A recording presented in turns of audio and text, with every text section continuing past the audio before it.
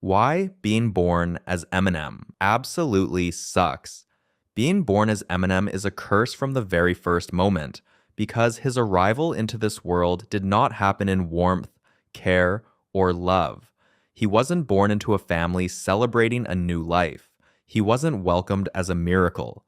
There were no happy parents, no gifts, no gentle words or hopeful dreams about the future. His birth was not a beginning of joy. It was a continuation of struggle. His mother was a teenager who hadn't yet grown up, hadn't learned how to live, hadn't learned how to love herself, let alone raise someone else. And when she had a baby, he didn't become the center of her world. He became a reminder that her life had once again gone off the rails. The home he was born into wasn't stable, wasn't nurturing, wasn't even safe. When you're born into a place where everything is falling apart, the miracle isn't a smile from your parents. It's the fact that someone remembered to feed you. He grew up surrounded by adults who weren't really adults, but children trapped in older bodies. His mother stumbled through life without balance, and that chaos became his normal. Constant moves, temporary apartments, trailers, rented rooms, neighbors who were alcoholics, addicts, broken people who needed help themselves. Marshall didn't have a single adult who could say, "I'm here, I've got you, everything will be okay." So he grew up with the understanding that nobody was coming, nobody would save him, nobody would lift him up.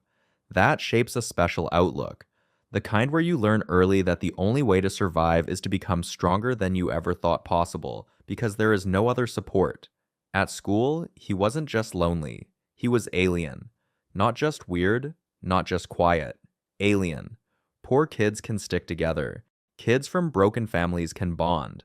But he was a different kind of poor, a poverty so deep it frightened even those who had nothing. He never had new clothes. What he wore looked so cheap that kids noticed instantly. He was thin, pale, vulnerable, the perfect target. In schools ruled by violence, kids like him become punching bags for practice. And that is exactly what happened. He wasn't getting into fights. He was being beaten, consistently, brutally. He was shoved in hallways, jumped outside, humiliated after class. This wasn't childhood roughhousing. It was targeted cruelty. And one day, that cruelty nearly killed him. A blow to the head so harsh it put him into a coma. Days unconscious in a hospital bed, at the age when other kids think about cartoons and video games. With every hit, something dark grew inside him. A clear understanding that the world is unfair, that parents might not love you, that teachers might not protect you, that people can be cruel simply because they can. But alongside the darkness, something else grew too. Words. He began writing rhymes not for fame and not even as a hobby. He wrote to avoid disappearing, to stay sane, to organize the chaos. He didn't dream of stages. He dreamed of not being a nobody. But life had already decided he would not get an easy path. He tried to find himself in school but failed the ninth grade, then failed again. This wasn't an academic failure, it was an emotional collapse. When you're alone, when classmates hate you, when your home offers no support, failure isn't just a bad grade, it's confirmation that you are nothing. Yet, ironically, that nothing became the foundation of his legend. Because in those years, he learned that if he could save anyone, it would have to be himself. As a teenager, he started going to rap battles. That only white kid among dozens of black MCs who grew up where music wasn't entertainment but survival. When he stepped onto the stage, people laughed before he even said a word. They already expected a disaster, a skinny white kid who looked like he got lost on his way home, and he knew he had to be 100 times better just to avoid being thrown out. And he was. His technique, his intensity, his ridiculous precision, they forced even the greatest MCs to pay attention. But victory in hip-hop isn't applause. It's acceptance only until the next round. He won, yet they hated him.